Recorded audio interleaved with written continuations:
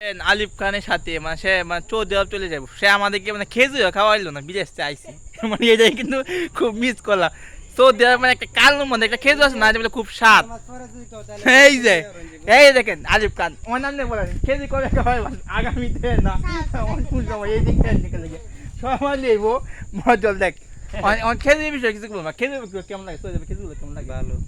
না সেদিন আমি বাজার গেছি যে পরে আমি টাকা তুলাছি, পরে একবার হজ পেয়েছি, মানে একটা খেজুর দিচ্ছি খাইছে, এত মজা লাগছে। আমি কইছি ভাই এত মজা ভাই খেজুর।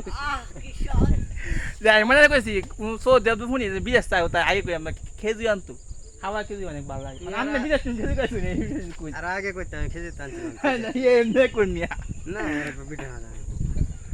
আচ্ছা খেজুর কেমন লাগে এই কই? খেজুর ভালো। হ্যাঁ ভালো না বিদেশ কেমন খেজুর খাইছো? অনেক। কেমন নাকি বাগানের কাছে আসলে না কিনা খাইতে খাইছিস? আমরা কোম্পানিতে গাছ ছিল অনেক মানে এগুলা দে রেগুলার এই সবসময় খেজুর খাই। মানে খেজুর খাইলে কি ভাত খাইতে হয় না? ভাত খেতে বয় গেছে বয় ভাই দেখেন সৌদি আরব বয় ভাই দৌড়ে গেছে গাছ তোলে